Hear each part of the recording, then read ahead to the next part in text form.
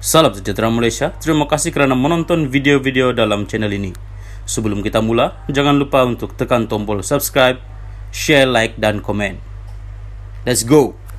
Salam sejahtera, salam perpaduan. Selamat petang kepada semua pendengar berita panas. Hari ini dipetik dari Malaysia kini bertajuk Isu saham Menara KL, SPRM tahan 2 pengarah kanan syarikat. Berita penuh, Suruhanjaya Pencegahan Rasuah Malaysia SPRM menahan 2 pengarah kanan syarikat bergelar datuk bagi membantu siasatan berhubung pembelian saham dan pengambil alihan konsesi syarikat Menara Kuala Lumpur Menara KL.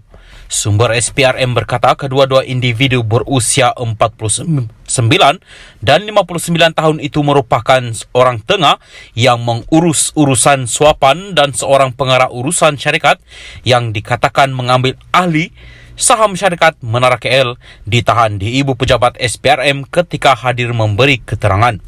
Kedua-dua individu ini akan dihadapkan ke Mahkamah Magistrate Putrajaya esok bagi permohonan reman. Disyaki, pemilihan syarikat terbabit melibatkan permintaan wang rasuah berjumlah ratusan ribu dan seutas jam tangan mewah sebagai hadiah kepada orang atasan bagi membantu pengambil alihan tersebut menurut sumber.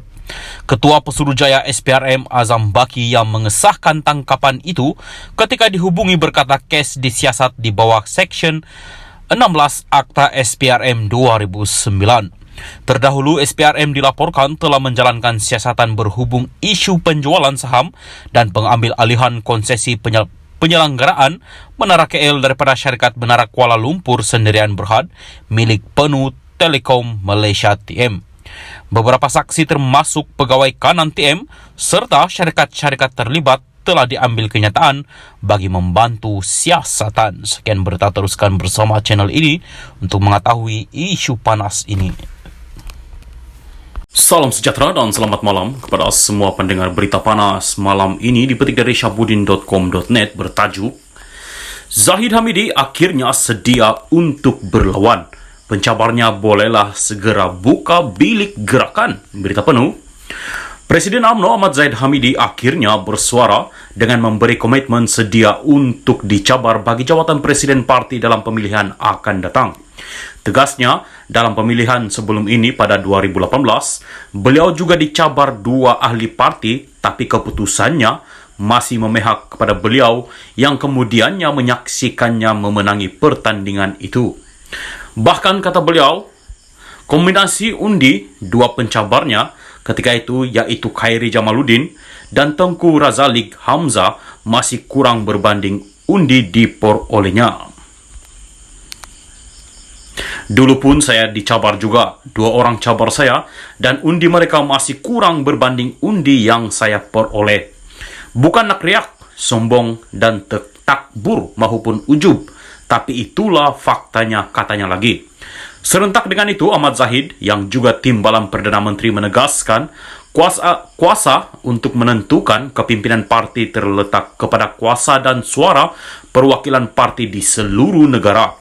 Terdapat hampir 160,000 perwakilan yang mewakili cawangan-cawangan untuk menentukan sama ada mahu kepimpinan yang sedia ada atau kepimpinan yang baru berubah untuk pastikan UMNO terus relevan dalam pentas politik negara.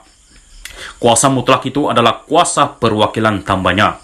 Dengan penegasan sedia dilawan dan mahu menyerahkan nasibnya kepada perwakilan itu, bererti boleh dikira berakhirlah sudah polimek sama ada perlu atau tidak pertandingan bagi jawatan presiden dan timbalan presiden UMNO dalam pemilihan akan datang ini. Suara dan penegasan presiden UMNO itu wajib dihormati dan ditaati sepenuhnya. Penyokong dan pengampuh Ahmad Zahid mesti serta-merta berhenti daripada memberi saranan dan mendesak agar 2 jawatan tertinggi itu tidak dipertandingkan.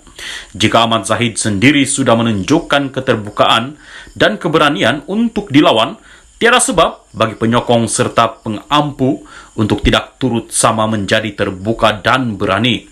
Kepada pencabar yang ingin berlawan dengan Ahmad Zahid pula, maka dengan ini bolehlah mula menggerakkan jentera kempen mereka dengan lebih agresif mulai sekarang.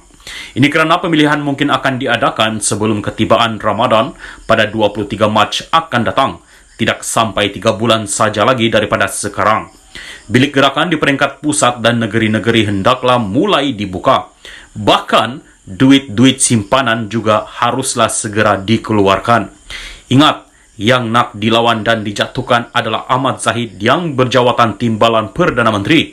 Kalau setakat modal air liur dan belanja makan di kedai mamak saja, main jauh-jauhlah nak menang. Sekurang-kurangnya kena belanja makan di hotel 3 bintang dan jumlah perwakilan pula hampir 160.000 orang. Kiralah sendiri berapa banyak duit belanja yang diperlukan.